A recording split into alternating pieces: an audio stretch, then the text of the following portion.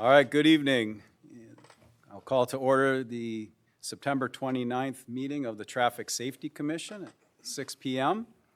I notice this meeting was noticed and posted within the state statute mandated 48 hours, and I recognize that we have not only a quorum, but a full commission. So thank you, everyone, for making it tonight, and thank you to our subject matter experts, and thanks for our citizens, both citizens here and the ones that have provided comments to our agenda items tonight.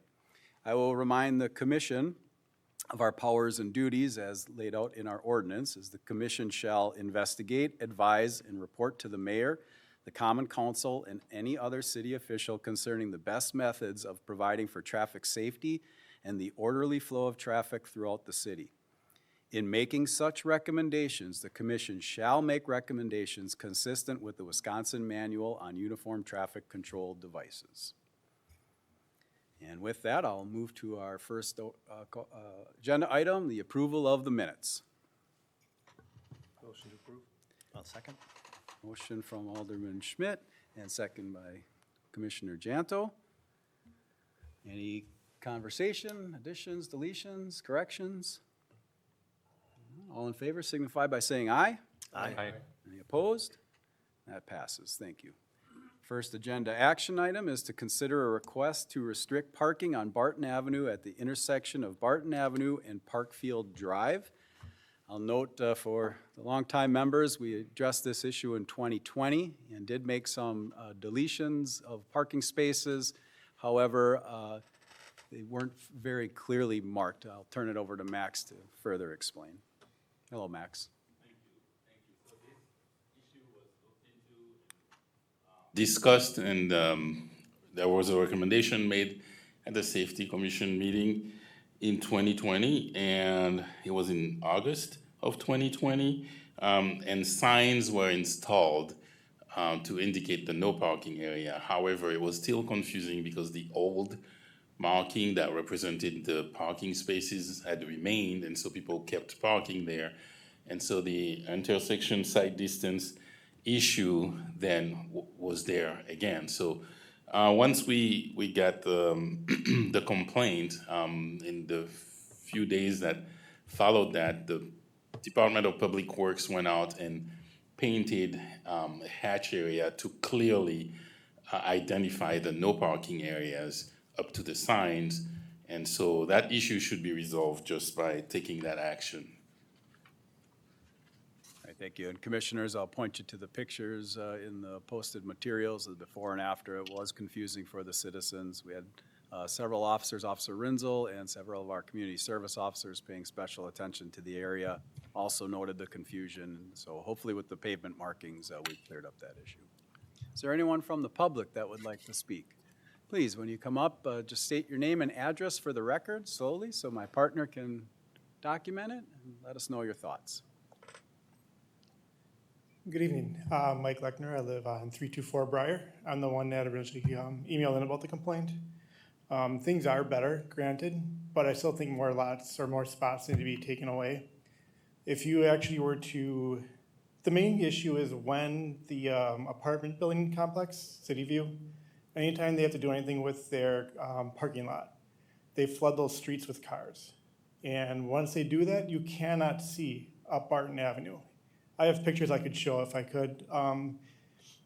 You have to basically be in the intersection to look past the first car. Even where the new lines are drawn and the new cars are, you put an SUV there or a U-Haul there, you cannot see any traffic coming down Barton Avenue.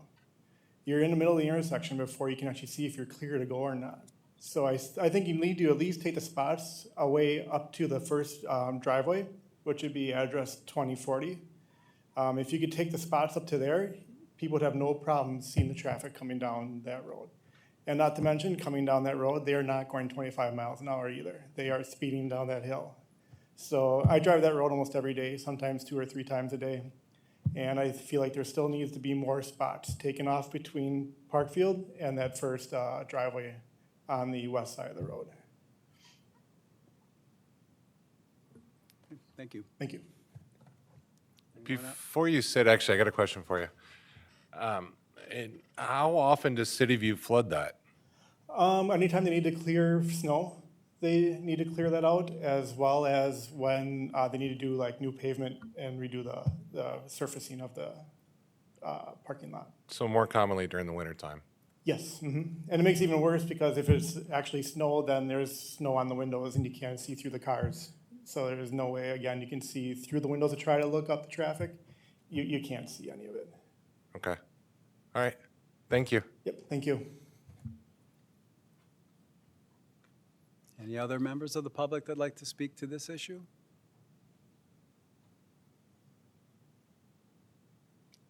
Yes? Oh, I'm sorry, okay. I did have one citizen contact my office, Linda Bledsoe, and advised they live on the corner of Parkfield and Barton. Several parking spots were taken away some years ago. This intersection still remains very high accident-prone area, according to Linda. It can be very dangerous, especially during the wintertime. She feels removing parking spaces would be appropriate and doesn't see an issue with it. However, she is concerned about delivery trucks still being able to deliver to her residence. If that would be a problem, she requests that the one parking space be kept.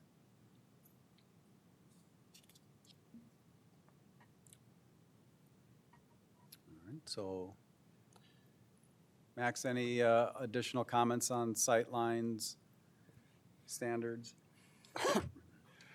No, I don't have any additional comments. I guess there was a study that was done and the site distance were measured, etc. There was a discussion at that meeting. We could go back to the data we had at that point, and in light of the new information regarding, I'm trying to understand, so it's like vehicle in the parking lot, you were saying, sir? That when vehicles are in the parking lot on private property, they are blocking the. No, when you're turning, so like if you're turning off of Parkfield, to look left for people in the traffic coming down 144. Ma'am, could you step to the mic so we can, thank you.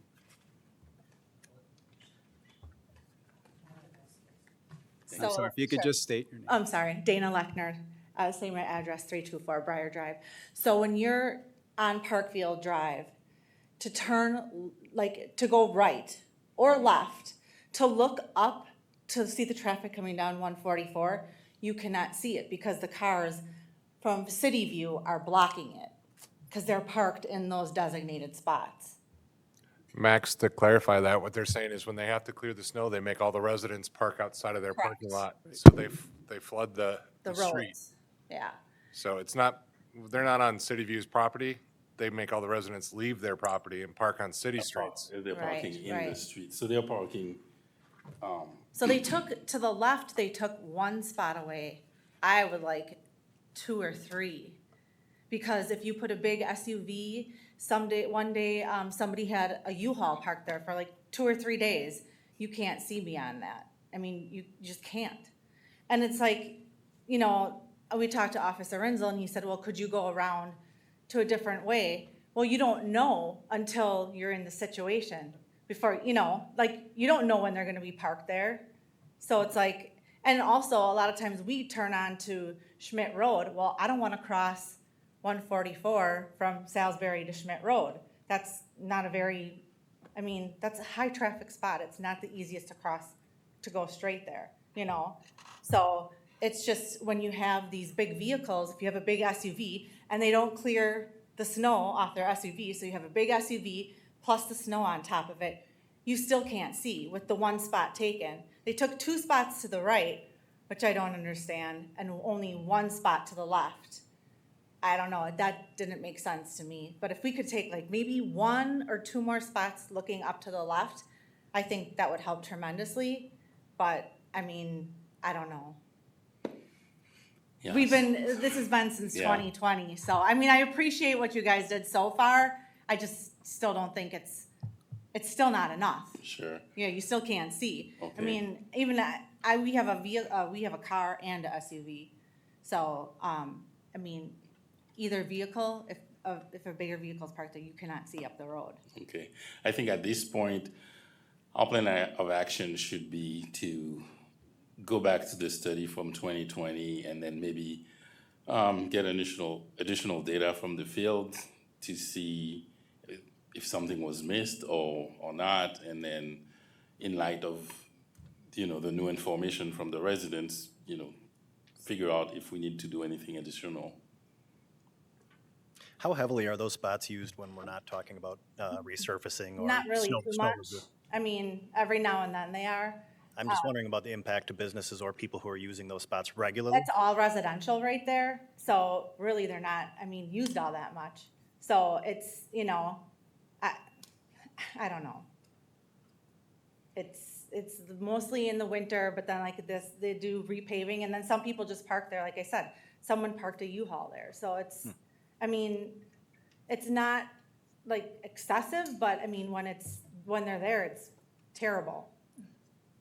Okay, thank you. Sure. Thank you. I will just remind the commission of the high value of the citizens' place on-street parking. We've seen a lot of passion when we restrict on-street parking. I think Max has a very measured plan to maybe table this until our next meeting, take a look again at the 2020 study, take a look at sight lines. I would agree, I don't think it's prudent to make a change to the parking structure based on if it's a very limited time that the cars are utilizing that area without some further study. So I would entertain a motion if someone wants to make a motion tonight, but I'd request that we perhaps table this issue so we can give it some further study and be more strategic and measured, especially because we know the citizens value the on-street parking. I would like to make a comment, an observation. So, I would reiterate what my constituents have said already. I took the time to go down there. These photographs are a little bit deceiving, or maybe not real life in some respects. But I'll point out that one that we're looking north, the before and after pictures of looking north on Barton. Whoever took that picture is actually standing in the parking lane, right? So that's but they're standing up too, so they're higher up than a typical person that would be sitting in their car, SUV, maybe a truck, they'd be up higher. But I've taken the time to go down there in a couple different scenarios. And one was inclement conditions with rain at night, and then also during the day, which was surprisingly more dangerous in my opinion, because there's no headlights to look for. And if those parking spaces are full, you're not going to see them coming down. And so I understand where my constituents are coming from on that too. I wouldn't be opposed to looking at this again a second time, as you proposed here. I just want to respond on the picture thing. So these pictures were not part of an intersection sight distance study, so they were not taken from the standpoint of somebody in a vehicle driving. Yeah, usually we do this, we get to the stop bar, we take a picture there, then we take another picture as you move forward into the parking lane and all that. These pictures were solely to show the difference in pavement markings, because at the time it was like, oh, the pavement markings are the confusion, let's resolve that. Here, it's resolved. So that's why those pictures are not to try to portray what a vehicle user would actually see. No, I appreciate that, Max. I'm making the point that you really literally have to go out into the parking lane and with your car, with your vehicle, to be able to see around those two parking spots when traffic is coming, and they don't go down that street 25 miles an hour. I don't know what 25 miles an hour looks like, but I know what it doesn't look like when somebody's going faster. And they're coming over that hill from 40 to 25. It's clearly marked. They should be following that, marked speed limit, but people in reality are not typically going slow like that. I understand, and that's why I suggested taking a second look from a traffic study standpoint, which, will take a look from the standpoint of a vehicle. That's why I was pointing out, like, these were just pictures saying, oh, the pavement marking before, after, and not really taking a look at changing anything. Now, if we want to take a look at changing anything, my recommendation would be to actually send somebody out there, like with the vehicle, et cetera, and taking the measurements properly from the vehicles. Yeah. Any other comments? Yep, come on back up to the mic, please.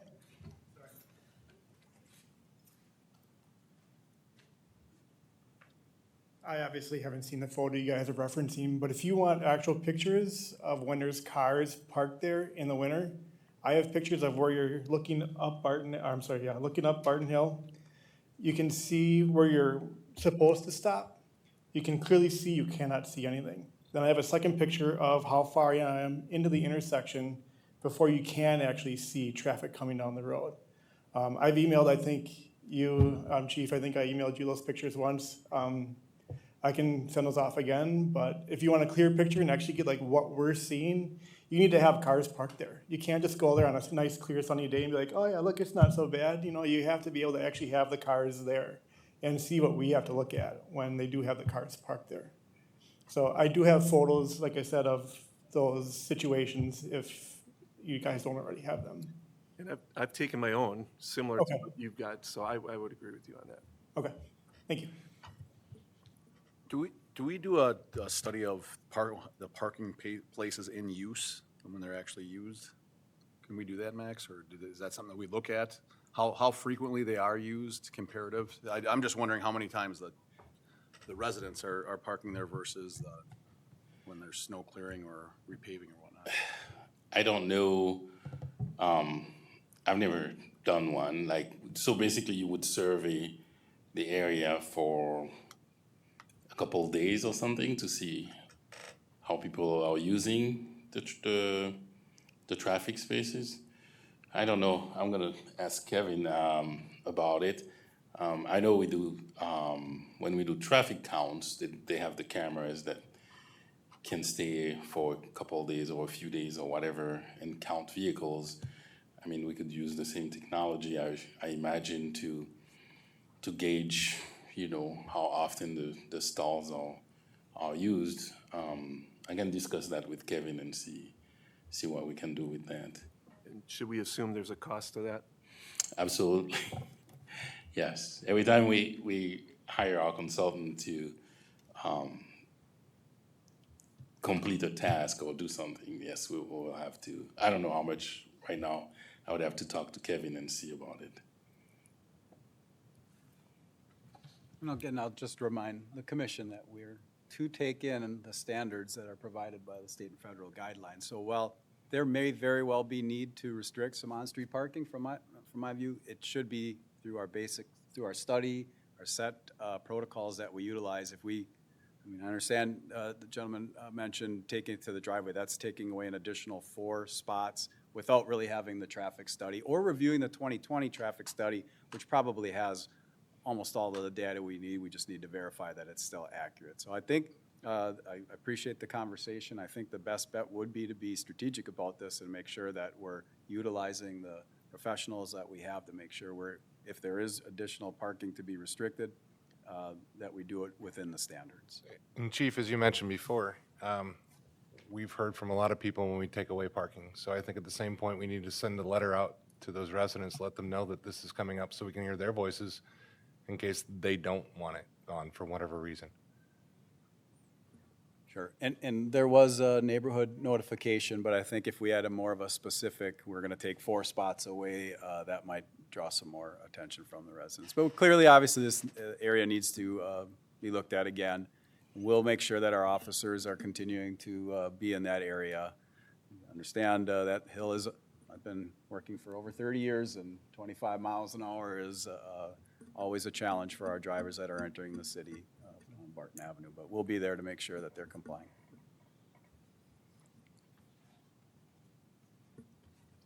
I guess I'd be looking for a motion to table this. A motion to table it till further studies are done. Motion from Tom, second by Jim. Any more discussion? All those in favor signify by saying aye. Aye. Opposed? All right, and thank you, I appreciate it, and I appreciate your offer for the photos. We'll have our traffic consultant conduct it, but if they need additional information, they'll be in touch. I appreciate you taking the time to be here tonight. Thank you. All right, we'll move on to our next agenda item, and that's to consider a request to implement a no passing zone on River Road at Rusco Drive. Kevin? Hello, and thanks for having me once again to address the commission. For anyone who have not presented in front of me before, my name is Kevin Weiner with KL Engineering. We're a company that was contracted to complete these studies at the request of the commission and Max over here. And I'm a professional engineer in the state of Wisconsin, as well as a professional traffic operations engineer. For this item, my understanding is that there was a request for the intersection, there was a request to stripe no passing through the intersection of River Road with Rusco Drive. Specifically, the concern was for vehicles turning right, or for drivers turning right, who were not expecting to have oncoming traffic in the lane that they were turning into. That would be because of the permitted passing movement there, allowing for there to be two cars to be approaching you from one direction, one in the lane that you expect, one in the lane that in some cases drivers do not expect. And so what we did was we looked at the existing conditions at this location. We reviewed relevant manuals, some other reference material that I'll touch on, and then we provided a recommendation. So I'll go through the references that we took a look at. Well, I'm sorry, I'll back up a little bit. So existing conditions, there are no significant curves, vertical or horizontal, so the sight distance is very open, particularly to the north. However, even to the south, there's a vertical curve that's several hundred feet, so there are no concerns with sight distance for any movement at the intersection currently. The side street traffic on Rusco is about 1,300 vehicles per day. So that translates to roughly 130 vehicles in the peak hour. So relatively low traffic volumes there. Now the references, as you've mentioned before, Tim, the manual and uniform traffic control devices, probably one of the most important ones for this commission. It does lay out some situations where you would put in mark no passing. Things like lane reductions, any kind of transition or changes in what drivers are supposed to be doing instead of driving in a straight line. Sight distance in particular, passing sight distance, that's kind of as we typically understand why passing and no passing is marked because of the available sight distance to make that maneuver. It does not really get into intersections, and I will get into some other manuals that do touch on that. We consulted the WSDOT Traffic Engineering and Operations Safety Manual. That manual is not something that the municipalities typically need to follow. However, it's a very good reference to kind of see what other regional municipalities might be doing and what the standard practice for the state is. So a couple of very, very relevant things from that manual. It does note that no passing zones should not be marked to eliminate all possible conflicts. And then it also specifically cites that there's a Wisconsin state statute that does allow for passing of other vehicles through intersections unless the intersection is controlled by a traffic signal, always stop, but it does not include a two-way stop such as River and Rusco.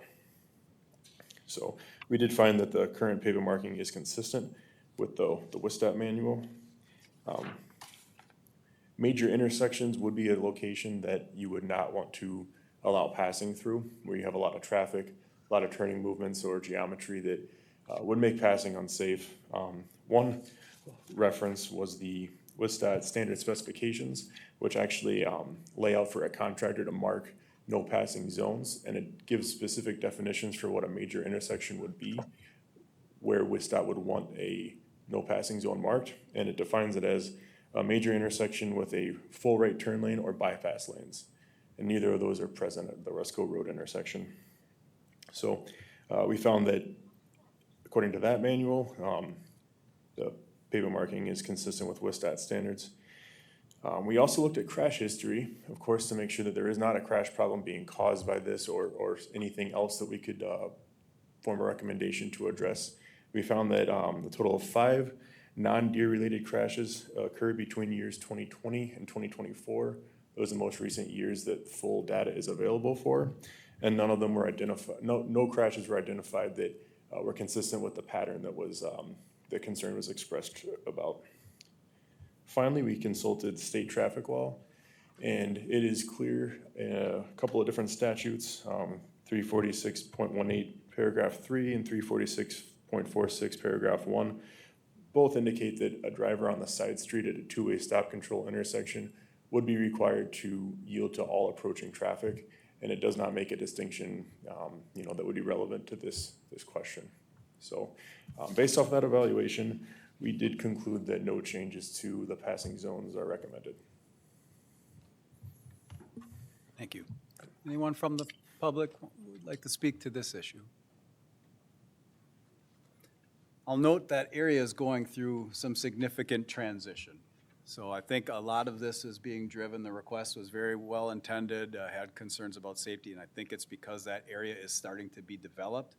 I think within a year or two, that entire section will look much different than it is now, including the plan to put in a roundabout at this very intersection with some of the development. So me personally, I like, we should stick with our standards, but knowing that as the area continues to develop, we'll probably, if you remember from our last meeting, we reduced some speeds in that area. I can see that continuing to happen as the area is very rural right now. If you're in that area, if you've driven through it, you know it. But as that continues to be developed, I could see us putting more control devices in, but at this time, I don't feel that's necessary. But again, Rusco Road will have a roundabout, which will make this move. I spoke to Alderman Sternig this afternoon, and he is also the association president of the large subdivision there. He has heard no complaints, no comments or concerns or anything that wanted to be brought before the commission on this issue, and also said he agreed with the traffic consultant's recommendation, with the understanding that in the next year or two, the entire landscape there will be changing.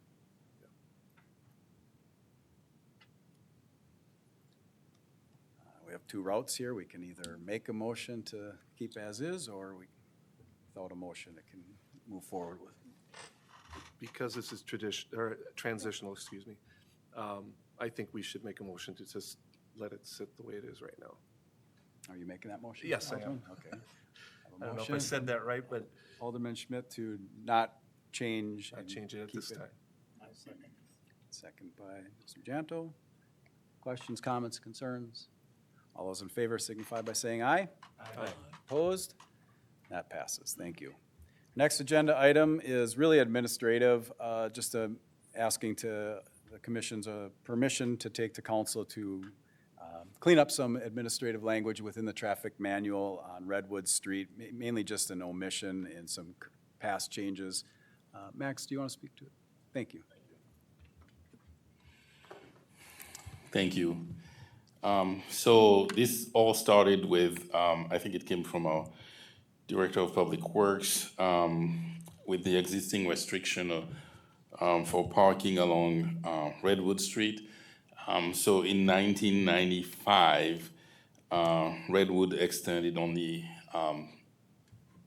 a few dozen feet east of River, and the language was establishing no parking along West Redwood east of River, but without an actual limit. And then when the road was extended further, then because the language in the ordinance in the traffic manual then automatically extended that restriction to the extension of the road when it was only intended up to a certain point. And then while digging through to find this information from 1995, I basically pulled everything on Redwood and realized that there was a small section near Madison Avenue that was forgotten. We had several restrictions that were implemented in different sections of Redwood, and then this little one was forgotten. So what we're proposing is to correct the language in the traffic manual to reflect the actual intent of no parking along Redwood from Eastern Avenue to River Road, I believe it is. And so that's it. Is there anyone from the public that'd like to speak on this issue?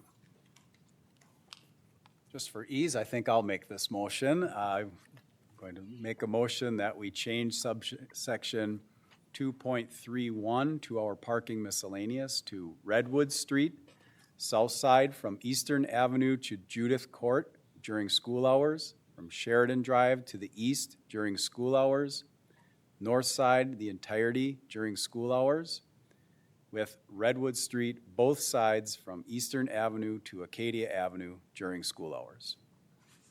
I'll second that. All right, a motion and a second by Mr. Hilsley. Any questions, comments, or concerns? Really just administrative. Thank you. All those in favor signify by saying aye. Aye. Opposed? Thank you. And our final agenda item is to consider a request to install a four-way stop at 7th Avenue and Decorah Road. Kevin?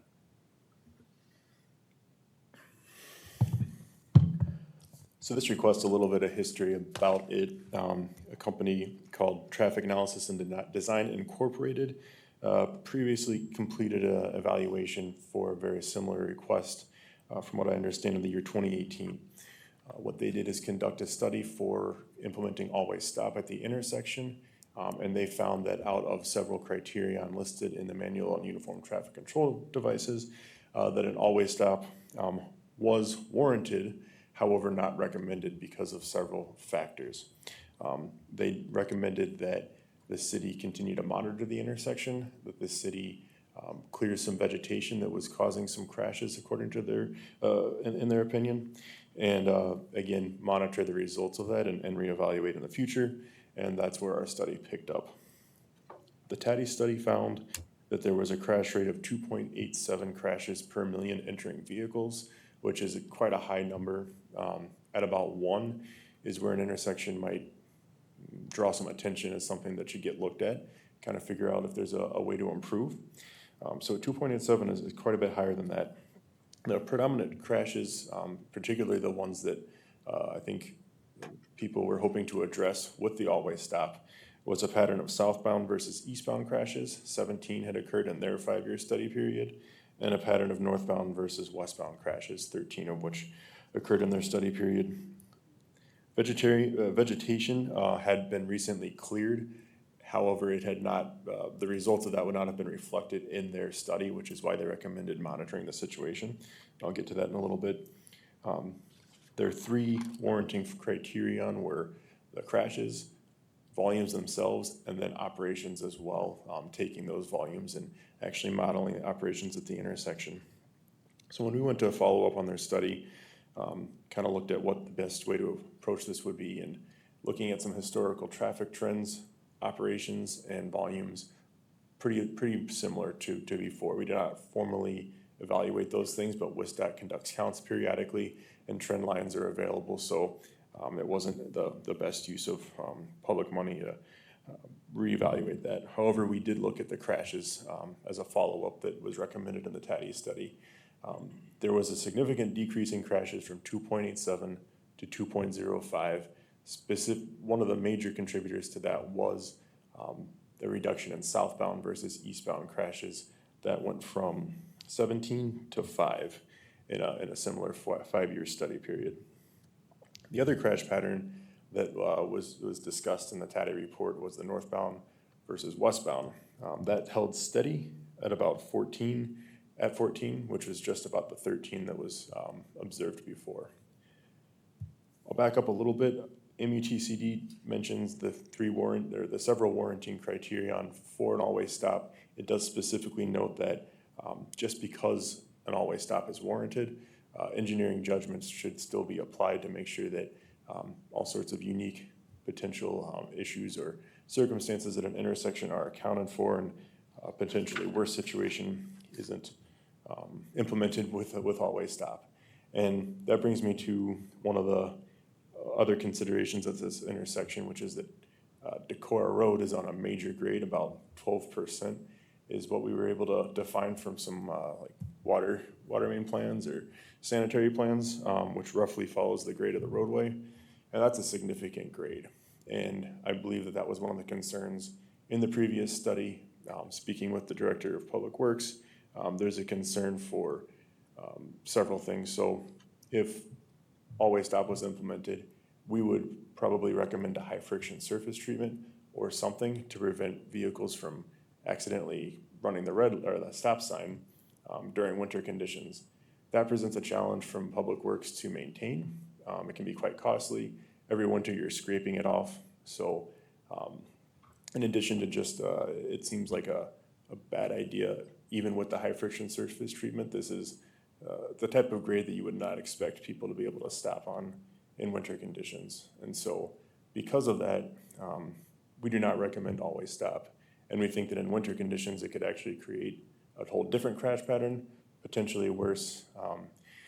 Other things like a three-way stop where the eastbound is allowed to flow freely would be something that could cause confusion. People aren't really expecting that sort of configuration. So our final recommendation was to maintain the two-way stop control. And then one final thing we noted was the vegetation appears to be growing back that was trimmed previously. So it would be a good idea to go ahead and maintain that once again. Thanks. Great, thank you. I'll just note to the commission that 2 weeks ago, I put in a request for Parks, Rec, and Forestry to once again address the vegetation on the northwest corner that had already been on Dan Farber's list of items to address, so it should be getting addressed in the very near future if it hasn't. Actually, I was there this afternoon and it hasn't been yet, but they're on their list to do that. And there's also a residence just a little further westbound that we're addressing with some weed control issues in the right-of-way as well. Also, one of the requests that we heard from our city resident was asking for the radar trailer to be utilized. I also asked Officer Dozal, who manages our radar trailer program. Right now it's in front of the high school, slowing people down at the beginning of school, but shortly, if we can place it safely without it being a distraction for drivers, we'll place it in that area as well. So probably just stole some thunder, I'm sorry, but is there anyone from the public that would like to address this issue? Please step up to the mic, just speak clearly. Let us know who you are for the record and share your thoughts, please. Hello, my name is Chuck Schroeder. I don't know if I'm the only person, but I did request the four-way stop. Maybe a month and a half ago, I was in an accident and nobody was hurt, and it was it was a fender bender and nobody was, serious. No one was hurt at all. But when I got out, I drove to the other side of the 7th Avenue, and I went over and I asked the people if they were okay. They said, yeah, we're okay. But afterwards, I stayed there for a little bit, and I saw how fast people are going up and down Decorah. I mean, I don't know how fast they were going, but they were going really fast. And I thought to myself, if there was a stop sign on each side of 7th Avenue, I don't think that accident would have happened. I really don't. And I was just speaking with this woman over here, and she was saying that maybe speed bumps or a sign up ahead, hey, slow down before you get to the, intersection would help. I'm not an engineer. I'm just telling you my experience of what happened to me. And I thought, man, this could have been way worse, So thank God it wasn't, but that's just my take on it. So thanks. I'm glad you're okay. Would you mind sharing? Can you tell us how the accident happened? What happened? Well, I mean, I was found at fault, but it was a Saturday. I was driving home from work. I stopped at I was on the south side of 7th Avenue. Okay. I stopped at the stop sign. I looked both ways, down Decorah. Nobody was coming, so I proceeded out. And before I knew it, there was a car in front of me. It was a student driver. Had he had a stop sign, he would have had to stop, pause, think about what he was doing, But because I had a stop sign, I was at fault. But I, honest to God, saw nobody coming because there's no stop sign. So. I'm glad you're okay, sir. Thank you. Which direction was this? They were coming from, like from Maine. Yeah, they weren't coming down the hill. They were coming up the hill. You were northbound on 7th, Yeah, and they were coming westbound on Decorah. yeah. Okay. Yeah. Thank you. Yeah. That wouldn't have been the vegetation issue. Yeah, that's the other corner, right? Hi, my name is Ruth Ann Shaw. I am the crossing guard at 7th and Decorah. Everybody here, I know all these people because they live right there. And something has to be done. I mean, it's not, studies are not gonna help.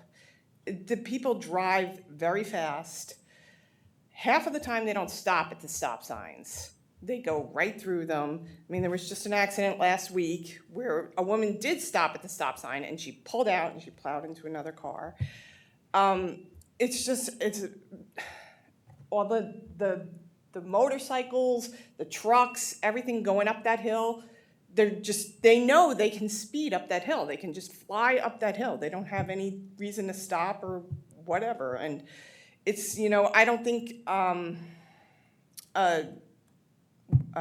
speed monitor would be anything that to deter them because they don't slow down when they go down by the school. I mean, I've crossed her, she's a teacher, lives right on the corner, and I've crossed her, and it's so many times, we're just like, are you gonna stop? People stop, and I don't think, I agree with you with the, it's no way you can put a four-way stop in there because there's no way they could stop in the wintertime.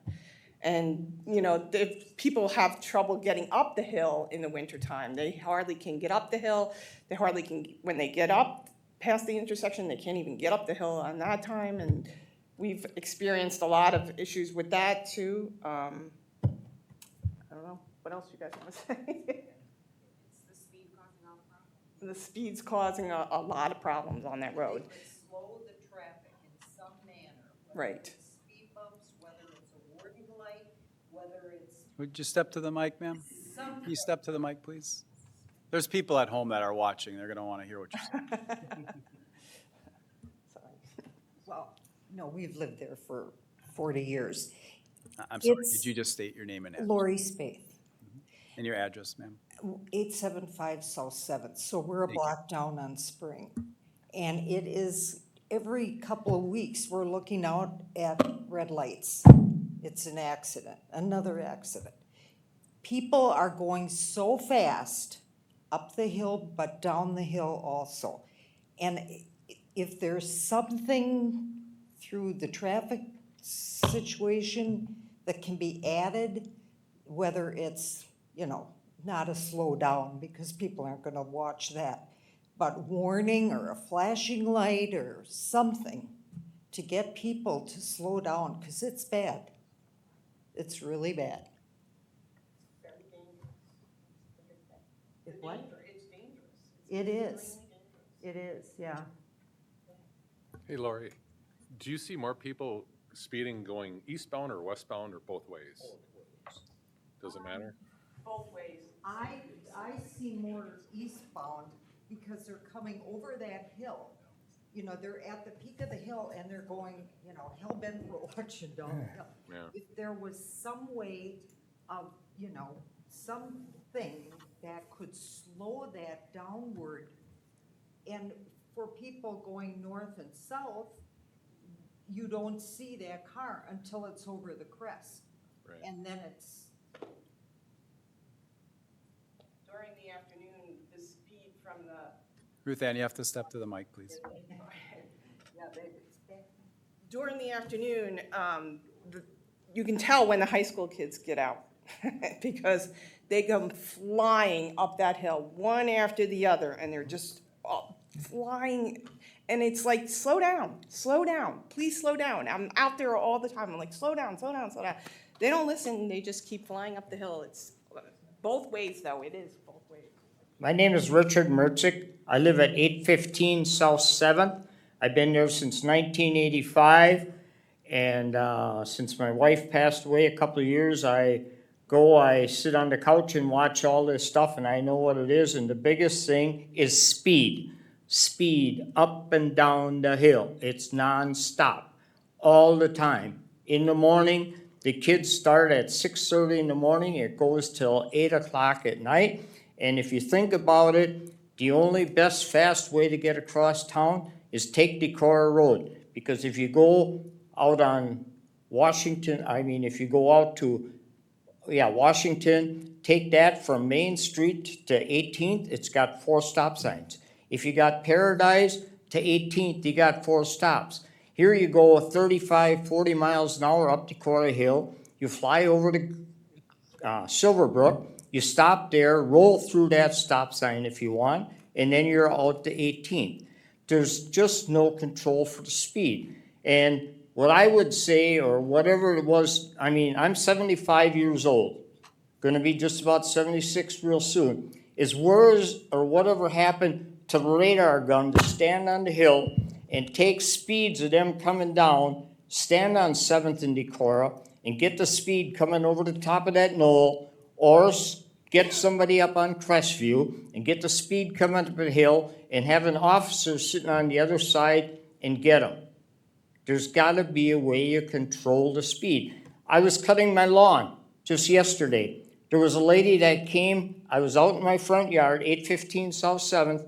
I see that intersection all the time, squealing and blowing horns. If they had an ordinance for blowing horns, there'd probably be a lot of tickets issued. But anyways, the lady pulls out, going south on 7th Avenue, pulls all the way up to the center line like this, slams on her brake, guy comes down the hill and he parks right aside of her like this. And they're giving hand gestures to each other. They weren't waving and having a good Sunday and whatever. The guy in the red car, he went down the hill, she drove past going south on 7th. She was on her cell phone. She probably was on it when she pulled out into the intersection. This afternoon, at 2:45, I was over by Ruth, crossing guard, because I go out there and talk to her once in a while and just watch the traffic, and these kids are just crazy. And this lady coming down with it's gotta be a mid-60s truck, she's got her 4-way flashers on, driving right along the curb, in front of my house, past the house next to me, just floated through the intersection to park on the other side, because that's evidently where she wanted to park. Somebody coming down the hill, slammed on the brakes, just missed her. She went and parked on the other side of the road for 15 minutes, turned off her 4-ways, and she just drove away. Nobody has no respect for that intersection. There's no common courtesy at that intersection. That's all day long. They just blow their horns and whatever. But I think the biggest thing is speed. I mean, when they take off from Quick Trip, they're on a mission to get over to Silverbrook. They go up and over the top of that hill. And until that speed is reduced and some respect comes out of there, somebody's gonna get killed sooner or later. And you know, if anything, it's gonna be these young kids on these little mopeds riding on the side of the street, 2 on them at a time. Yesterday, I seen 2 of them. And then the kids are like 14, 15 years old. They're on 7th Avenue. They see a car coming down the hill, they swerve, just do a little U-ey around, and they keep right on going. Speed is the biggest thing, and respect. I mean, like I said, if they had the radar guns yet, like they used to in the old days, man, they could have one hay of a day out there. Appreciate you coming and sharing your Okay. thoughts, sir.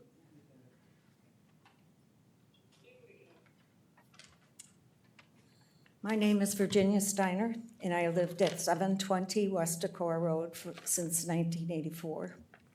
And it is not unusual to hear impacts of cars any time of the day or night, of accidents happening outside, and the speed, of course. And I think a 4-way stop would be helpful. I'm thinking, because I live on the north side of the street, they are going very, very fast. And I have felt that it's almost like taking your life on your hands if you go out there to work on the road on your property. So I think something has to be done. It is very fast. I appreciate the fact that the city gets out there in the wintertime to get the roads cleaned off. I appreciate that a lot, because that has helped very much. But still, they're going very fast, and I think if they aren't used to driving on that road, or what's up ahead, I don't know. But I don't even know if a roundabout, but that would be more costly. I don't know if that would work either. But something to stop them or to slow them down needs to be done. So, thank you. Thank you for sharing your thoughts.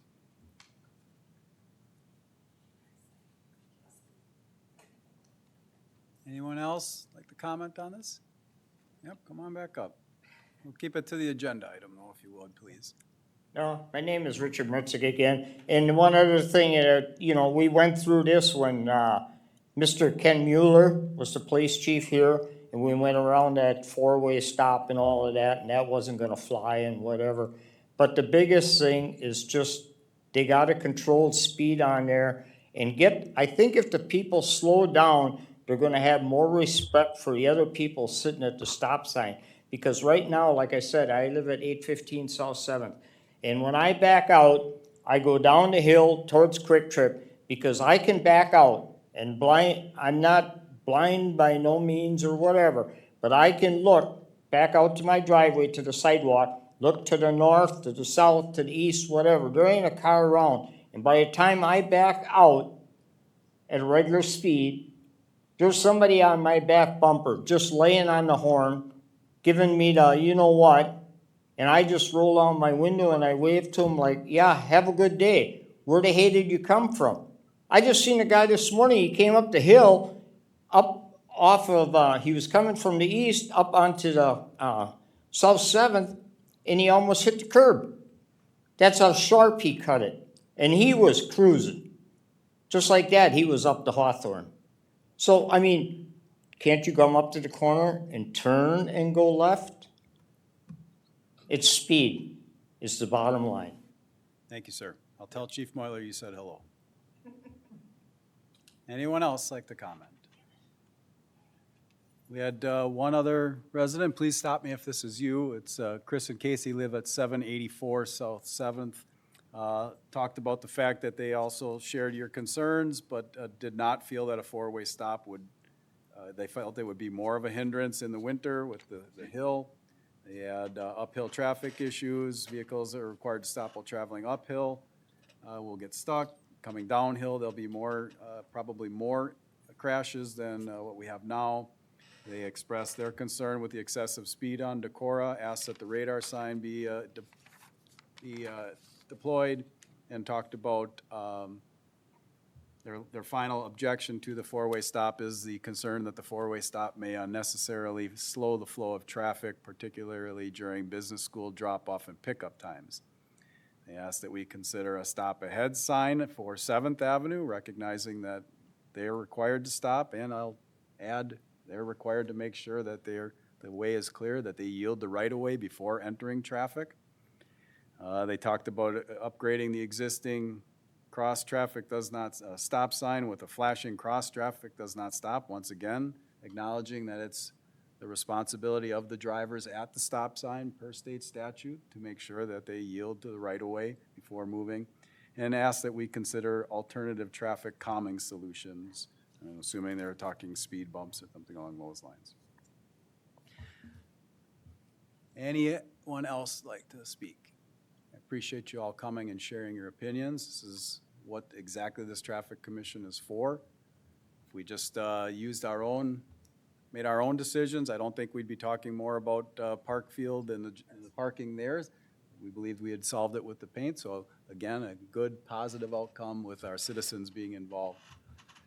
I will say, having been a police officer for over 30 years, a stop sign on Decorah, I would not support that. I know the problems that we have in the winter with cars navigating the hill. There is no way to take out the hill. We all need to acknowledge that. That would solve some of our problems, and it's just not a realistic solution. I believe that clearly it's a intersection that's concerning, but making it a four-way stop, I believe, would actually cause more crashes than where we're at now. That's my opinion just from being an officer here for the last 30. I know my captain was feverishly, our captain was feverishly entering a extra attention request. How long did we do, Cap? How long did we do for extra attention? 3 weeks. So we'll try to get intensive enforcement in the area for the 3 weeks and then reassess to see what our enforcement levels were. with clearing the vegetation out on the northwest corner. And we'll try to get the radar trailer there if it's not a safety hazard. These are the steps that the police department will take right now. During I that, understand your concern, sir. during that enforcement, after the three weeks, what was the outcome other than just vegetation? No, we're Oh, you're launching going to that do that. tonight. Gotcha, okay. And we'll track all of the activity. Yeah, this is Richard again. That radar trailer, I drive around town enough and I see that thing over by the high school. That thing is flashing solid red. Would you prefer we not deploy the radar trailer, sir? Because we can do that. But get out there with a radar gun and Would catch you them coming down Would the you hill. prefer that we not deploy the radar trailer? Well, you can put it out there, but Thank you. they're not gonna slow down. Between 7th and you put it between 7th and 6th? No. It's not gonna slow them down. It's like after the fact. Okay. We'll take your opinion into consideration, but I believe we'll still be deploying the radar trailer and having extra attention in the area with the officers. And Ruth Ann, I'd encourage, thank you very much for your service as a crossing guard. Greatly appreciate you getting our kids to school safe. And I'd very much encourage you, you know you're part of our team, that you document if you're seeing violations, that you call for a squad, as you're strongly encouraged to do when you're seeing violations. We need you there as helpful eyes and ears to make sure we're keeping the roadways safe. Appreciate all of your passion for it. Chief, can I ask, and I don't know if it would be Max or Kevin or who, but understanding obviously the winter weather conditions on the hill it's just not practical. What would a speed bump do to that? How would that affect things? How would that affect the road department? I can speak from engineering. Decorah is a collector roadway, so in general, we would recommend against speed bumps on that roadway. From a dynamic standpoint of hitting a speed bump going down a hill in winter conditions, that's outside of my area of expertise, but being a collector roadway is, I think, an important distinction here. And Director Newman had a 7 o'clock meeting in Allenton, so he was here earlier. I can speak on Director Newman's behalf that he would not be in favor of speed bumps for the difficulties that it produces in our plowing operations and road maintenance.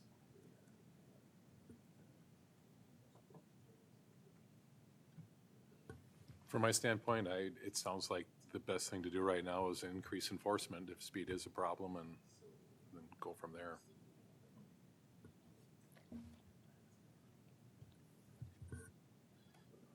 I would agree with that. At least give that a try, see what comes out of that. And if we do see more of an issue, then we just step up the enforcement more, right? Wouldn't that be the objective? Yes, certainly.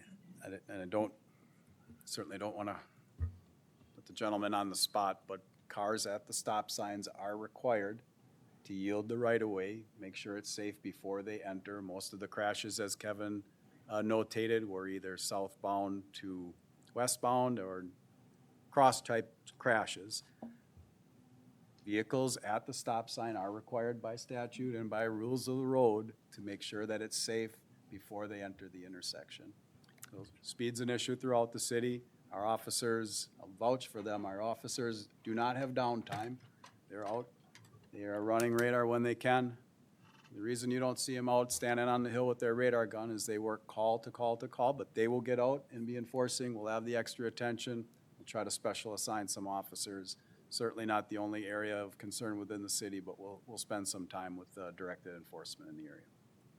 Just out of curiosity, is this particular intersection 1 block away from being in a school zone?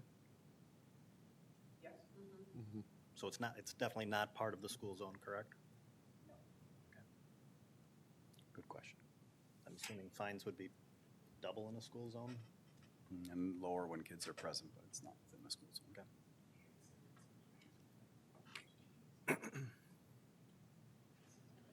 So I would look either for a motion or without a motion, it'll fail for lack of a motion.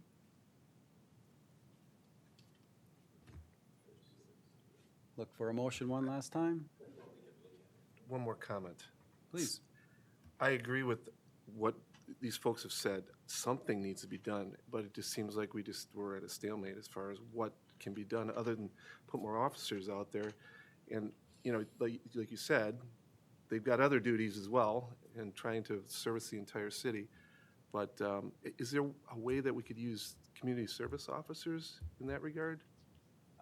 Great idea, but no, they don't have enforcement authority. We'll have officers pay some special attention to the area. And it's part of the job of the officers to be out there doing it. Max and I were just brainstorming if it's okay, if I can throw one other thing out there. We think that because the predominant crash pattern right now is northbound versus westbound, the hill might be, you know, contributing in a way. Like, for instance, sir, you said you didn't see the vehicle coming. And I think that there could be some sight distance elements here, in addition to the speed, which in discussing and, you know, speed bumps, things like that are just not feasible. We can continue to look into options that way, but the sight distance angle could be playing a role here. And so Max could have us look into installing curb bump outs on the south side of the road. The purpose of that would be to pull traffic, the northbound approach, like where you at, sir, 6, maybe 7 feet closer to oncoming traffic. That improves their sight angle as they're looking through their passenger door, over their or behind their passenger side window. And so it's something we can look into anyway. Caution, there are 3 storm sewer inlets that would be impacted. That would increase the cost and complexity of any change there. Thank you.